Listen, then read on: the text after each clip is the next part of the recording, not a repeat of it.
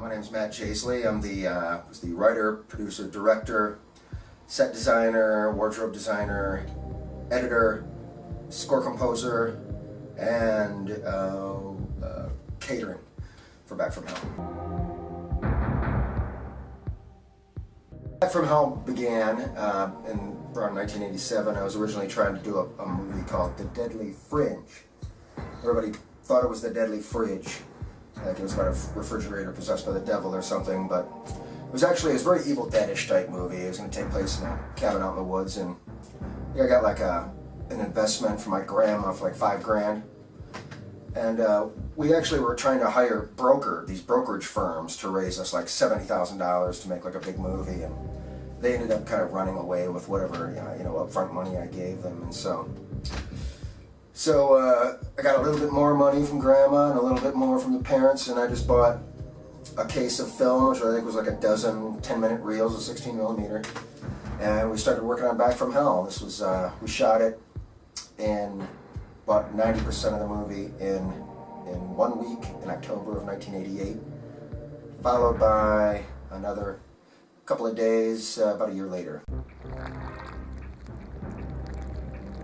Before Back from Hell, I was working in Super 8 millimeter. I'd started with Super 8 when I was like 10 or 11, inspired by like Hardware Wars and Night of the Living Dead and Star Wars, of course. And me and my buddies started making the Super 8 films, and I was kind of the one out of my group of friends, as little kids that kind of stuck with it. And throughout, all the way up through high school, I used to hand in, well, no matter what the assignment was, I would just make a movie and hand that in, and almost always get an A just because, the teacher would be impressed.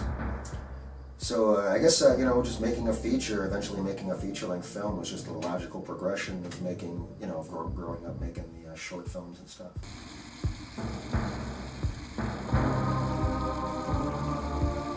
The movie was part Evil Dead, but it was also part, I was influenced by like The Omen and The Exorcist, theological horror movies, and so I wanted very like, epic biblical theological horror kind of going on with, the devil and, stuff, upside down crucifixes and, pentagrams and all of that kind of satanic stuff to kind of fall in there because I thought it should be, naturally.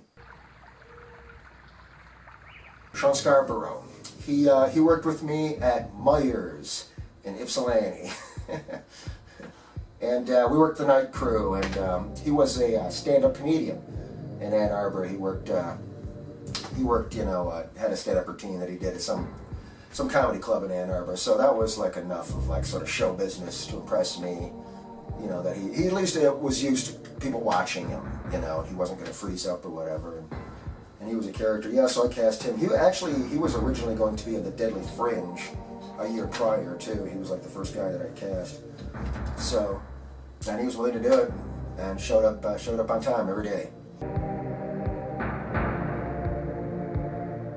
My buddy Matt Hundley, who was 17 at the time, we grew up together as buddies. I always wanted to be George Romero. He always wanted to be Tom Savini. So our positions on the film were sort of natural that way. So he I think we spent $1,000 on makeup effects supplies, like a 5-gallon bucket of liquid latex. We never hardly used any of that, but a little bit. But yeah, he came up with some clever gags, like the fork, the forks in the arm gag, and some guts. Oh, we bought 10 gallons of pig guts from a slaughterhouse because I heard that Day of the Dead had 5 gallons, so we doubled it. We had twice as many pig guts. And those I kept them in the freezer for a couple of months until the shoot. And then, the day before we were going to use them, I put them out in the hot sun and let them thaw out in the sun, and then, crack those open. And yeah, it was awful, man. Everybody barfed. We all almost got arrested once for the scene, the flashback scenes in the beginning of the film, where the main character gets into a fight with some homeless guys, some street bums, and there's a throat slashing effect, right? This was like in downtown Ann Arbor at 9 o'clock in the morning or something in some alley, and somebody called the cops or something because we're like shooting this, and all of a sudden, you know, all these sirens are going off, and I swear to God, like 5 cop cars, an ambulance, fire trucks, like every possible, you know, utility city vehicle you can imagine pulled up at the end of the alley. And so, you know, we're all, fuck.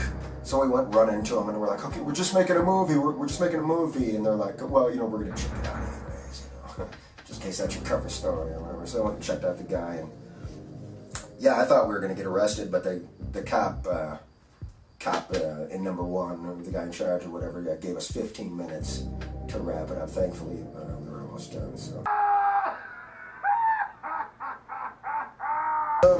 Well, it's, you know, it is what it is. It was a movie made by a bunch of teenagers, for the most part, who had never made a feature before, but, you know, we were going for it all the way, you know. We went 16 millimeter, we, you know, created tons of effects, and really tried our hardest, and I think it shows. I think the movie's got, there's a lot of passion and a lot of, you know, creativity in between the clunkiness of all of it.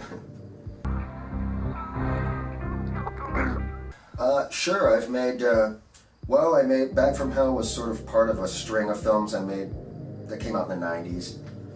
Back from Hell, Legion of the Night, The Necrophiles, all did pretty well. And then I did a movie called Anti-Hero, which was kind of like a comedy drama action film, and I couldn't give it away, it like bombed. So I kind of got depressed and dropped out of it for a while. Got back into it a few years ago, and since then I've made a couple other films that have, you know, been released. 300 Killers and Revolution 666, and pretty excited, probably going to make another one. We decided to shoot on film as opposed to video because we, at the time, we were naive enough to think that this was going to play theaters. We were making a real movie, you know. We wanted to shoot on film and hopefully have it blown up to 35 millimeter, like the Texas Chainsaw Massacre or Basket Case or Evil Dead or any of those movies.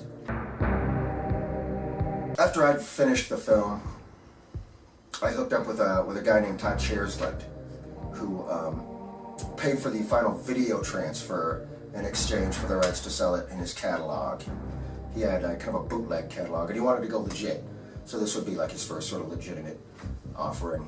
And I was mostly involved with Jaissle with the films that followed Back from Hell. He financed Legion of the Night and The Necrophiles, which are the 2 films I made. He mostly financed the 2 films I made after Back from Hell. Back from Hell, I guess he changed the title to Demon Apocalypse and sold it just as a VHS without artwork or anything, just, you know, a complete bootleg style release through his catalog. And I have no idea how many copies he sold of it in that fashion. But yeah, I still see it cross-referenced under that title in some books and things as a Demon Apocalypse. So evidently he sold enough copies of it. And then beyond that, I hooked up with a company called Peacock Films, who actually sold all the foreign rights to about a dozen countries. And then subsequently that led to its like official domestic release on HV Films 3 years later. This was about 93, 92, 93. This was years later. I was living in Hollywood, and my friend Mikey Gaccioni, who worked with me on Legion of the Night, was in Detroit, and he called me up and he's like, "Hey dude, your movie Back from Hell's, is it, you know, the Video Watch or Blockbuster or whatever, it was on the corner, they got 5 copies of it in the horror section." Like, huh? So I went around to like every Blockbuster video in Hollywood. There was like 12 of them, and 11 out of the 12 had it, and they're hot singles right next to Bad Boys with Will Smith at the time. And yeah, so I managed to get a hold of the guy who runs HV Films. He said he sold, basically it was a one deal to Blockbuster. I think they bought like 3,500 copies. Then he sold maybe another 500 to some mom and pop stores or whatever. I mailed everything off to Peacock Films, which is the company that you know officially picked up the license from me. I mailed them everything. I sent them the negative, the original negative. I sent them my work print. I sent them the sound mix, which was a 16 millimeter sound mix that we had. And those guys, I mean, they got it all over the world. They did what they had to with it to make, lots of sales and all over the world and stuff. But then they disappeared and took my junk with them, man. People, me and the guys at Massacre Video have been trying to track that stuff down, and who knows when it's in Pakistan or something. The version of Back from Hell that you're going to be seeing on this DVD is a film that it's a version I put together using the best available source material to me, and I tweaked the sound, brightened the picture a little bit, gave it a little push of color, cut out some bad frames from the printing of the original print. There were some bad frames in there. Removed those and beefed up the soundtrack mix. The mix, we beefed it up, so some sounds that kind of got lost in the mix are now there, nice and booming, and this is the best presentation of the film at this point. Thanks for watching my little movie after all these years. Hope you enjoy it again. If you've seen it before, I hope you enjoy it again. Thank you. I got a message for you.